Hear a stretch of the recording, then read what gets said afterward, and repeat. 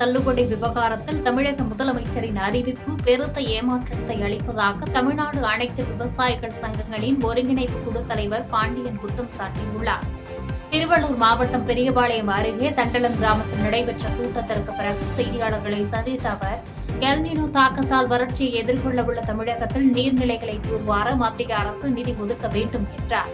மேலும் வெளிமாநில நெல்லை நேரடி நெல் கொள்முதல் நிலையங்களில் போலி பெயர்களில் அனுமதி கோரை குண்டர் சட்டத்தில் அடைக்க வேண்டும் என்று வலியுறுத்தியதோடு, தொழில் நகரம் என்ற பெயரில் விளைநிலங்களை அபகரிக்கும் நடவடிக்கைகளை அரசு கைவிட வேண்டும் என கேட்டுக் கொண்டார்.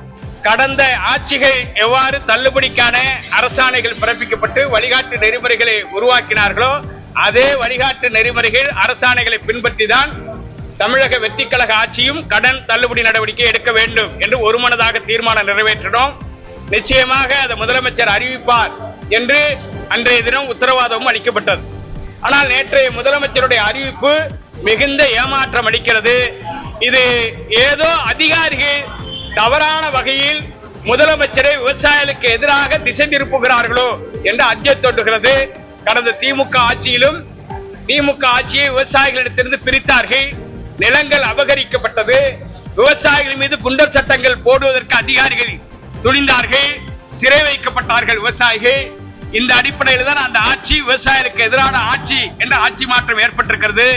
இன்றைக்கும் அதே கொள்கை கொண்ட அதிகாரிகள் தமிழக வெற்றிக் கழக தலைவர் ஜோசப் விஜய் அவர்களுடைய மக்களாட்சியை திசை திருப்பதற்கு அவருக்கு தவறான வழிகாட்டுதல்களை அளிக்கிறார்களோ என்று அஞ்சத் தோன்றுகிறது. எனவே தமிழ்நாடு முதலமைச்சர் விழிப்போடு இருந்து மக்களுக்கான ஆட்சியை, விவசாயிகளுக்கான ஆட்சியை, அமைச்சர்களுடைய கருத்துக்களை கேட்டு சம்பந்தப்பட்ட மக்களின் கருத்தை கேட்டு செயல்படுத்துவதற்கு முன்வர வேண்டும் என்று வலியுறுத்துகிறேன். காரைக்கால் அரசலாறு பாலத்தின் கீழ் தலையில் பலத்த காயங்களுடன் இளைஞர் ஒருவர் ரத்த வெள்ளத்தில் உயிரிழந்த நிலையில் மீட்கப்பட்ட சம்பவம் அப்பகுதியில் பெரும் பரபரப்பை ஏற்படுத்தியுள்ளது. புதுச்சேரி மாநிலம் காரைக்கால் திருநள்ளாறு அடுத்த ஆத்திப்படுகையை சேர்ந்த செந்தில் என்பவர் புதிய தேசிய நெடுஞ்சாலை அரசலாறு பாலத்தின் கீழ் சடலமாக மீட்கப்பட்டுள்ள நிலையில் அவரது நண்பரான மனோகர் படுகாயங்களுடன் தீவிர சிகிச்சை பிரிவில் அனுமதிக்கப்பட்டுள்ளார்.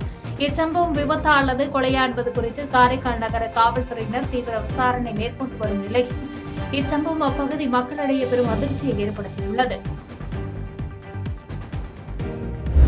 ராசிபுரத்தில் சுற்றுலா பேருந்து மோதியதில் 78 வயது காவலாளி தலை நசுங்கி பரிதாபமாக உயிரிழந்தார். நாமக்கல் மாவட்டம் ராசிபுரம் பட்டணம் சாலையில் உள்ள ஷெட்டில் சுற்றுலா பேருந்துகள் நிறுத்தப்படும் இடத்தில் காவலாளியாக பணியாற்றி வந்த வரதராஜன் என்பவர் மீது மலையனூர் செல்வதற்காக ஓட்டுநர் சுரேஷ் இயக்க பேருந்து எதிர்பாராத விதமாக மோதியது. இதில் நிலை தடுமாறி கீழே விழுந்த வரதராஜன் மீது பேருந்தின் பின்பக்க சக்கரம் ஏறியதில் அவர் சம்பவ இடத்திலேயே உயிரிழந்தார். ஓட்டுநர் மதுபோதையில் இருந்ததாக கூறப்படும் நிலையில் போலீசார் விபத்து குறித்து விசாரணை நடத்தி வருகின்றனர். திருப்பூர் வணிக வரித்துறை அலுவலகத்தின் மாநில வரி அலுவலர் தனது அறையில் தூக்கிட்டு தற்கொலை செய்து கொண்டதாக கூறப்படும் சம்பவம் குறித்து போலீசார் விசாரித்து வருகின்றனர். திருச்சியைச் சேர்ந்த சுரேஷ் திருப்பூர் அருகில் உள்ள இந்திரா நகரில் தனியாக அறை எடுத்து தங்கி மாநில வரி அலுவலராக பணிபுரிந்து வந்துள்ளார். சுதந்திர தின விடுமுறைக்கு பிறகு அவர் அலுவலகத்திற்கு செல்லாததால் அவரது மனைவி அளித்த புகாரின் பேரில் போலீசார் அங்கு சென்று பார்த்தபோது அவர் அறையில் தூக்கில் தொங்கிய நிலையில் சடலமாக கண்டெடுக்கப்பட்டுள்ளார். உடலை கைப்பற்றி உடற்கூறாய்வுக்கு அனுப்பி வைத்த வேளம்பாளையம் போலீசார் பணிச்சுமையா அல்லது குடும்ப பிரச்சனையா உள்ளிட்ட பல்வேறு கோணங்களில் வழக்கு பதிவு செய்து விசாரணை நடத்தி வருகின்றனர். தென்காசி அருகே விபத்து வழக்கில் குற்றவாளியை கைது செய்ய வலியுறுத்தி உயிரிழந்த வாலிபரின் உடலை சாலையில் வைத்து உறவினர்கள் மறியலில் ஈடுபட்டதால் அப்பகுதியில் போக்குவரத்து பாதிக்கப்பட்டது.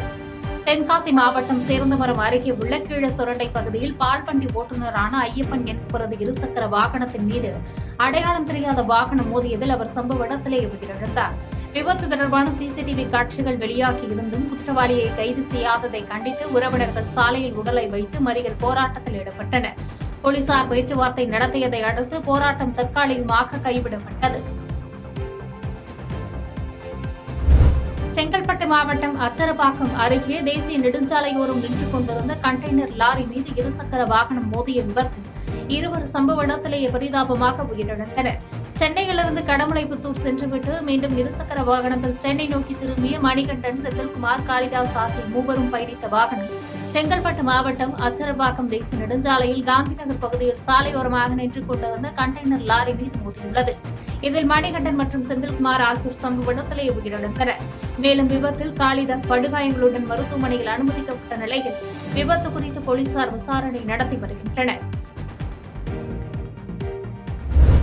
மதுரையில் காவல்துறை தாக்குதலால் பூசாரி பரமசிவம் உயிரிழந்ததாக கூறப்படும் விவகாரத்தில் மருத்துவமனைக்கு நேரில் சென்ற மாவட்ட நீதிபதி 8 மணி நேரம் விசாரணை மேற்கொண்டார். மதுரை மேல அனுப்பானடியைச் சேர்ந்த பூசாரி பரமசிவம் என்பவரை சிந்தாமணி காவல் நிலைய போலீசார் தாக்கியதன் காரணமாக மூளையில் ரத்த கசிவு ஏற்பட்டு பின்னர் தனியார் மருத்துவமனையில் சிகிச்சை பலனின்றி உயிரிழந்ததாக அவரது குடும்பத்தினர் குற்றம் சாட்டினர். உயர்நீதிமன்ற உத்தரவின் பேரில் 5வது நடுவர் மன்ற நீதிபதி லட்சுமி பிரியா உடற்கூராய்வை கண்காணித்து விசாரணை மேற்கொண்டார்.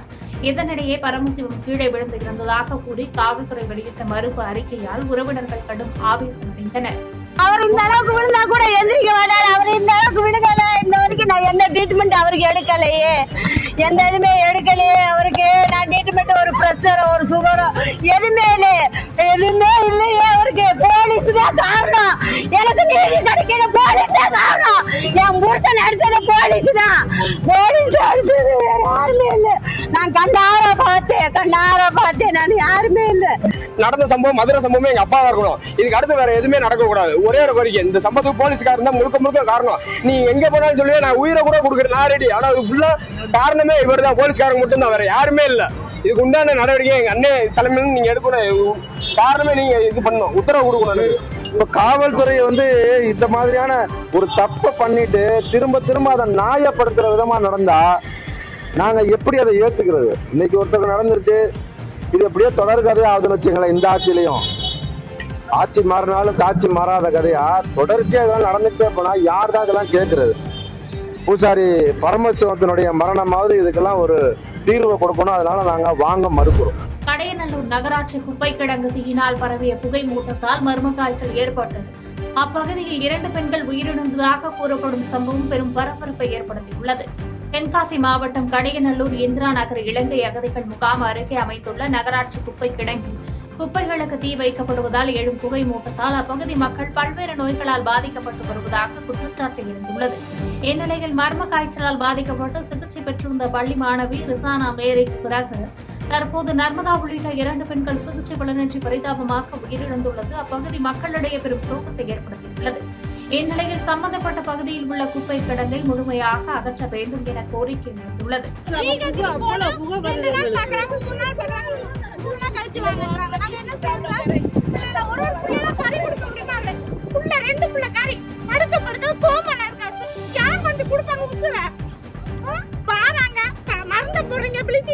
ப்ளீச்சிங் போட்டுட்டே போறீங்க. ப்ளீச்சிங் பொடி போட்டா என்ன செய்ய முடியும்? என்ன அவ்வளவே கொசு சார், வீட்டுல இருக்க முடியாத கொசு. நாங்களும் மனுஷங்க தானே சார், எங்களுக்கு புள்ள குட்டிகள் இருக்கு. புள்ள காட்சி கூட இப்ப நிம்மதி இல்லாம. செய்திகளை உடனுக்குடன் தெரிந்து கொள்ள கீழ்கண்ட கேபிள் மற்றும் டிடிஹெச் நெட்வொர்க்குகளில் எம்நாடு செய்தி தொலைக்காட்சியை காணுங்கள். பாதகம் செய்பவரை கண்டால் நாம் பயம் கொள்ளலாகாது பாப்பா. மோதி மிதித்துவிடு பாப்பா, அவர் முகத்தில் உமிழ்ந்துவிடு பாப்பா. அண்மை செய்திகளை உடனுக்குடன் தெரிந்து கொள்ள இணைந்திருங்கள் எம்நாடு தொலைக்காட்சியுடன்.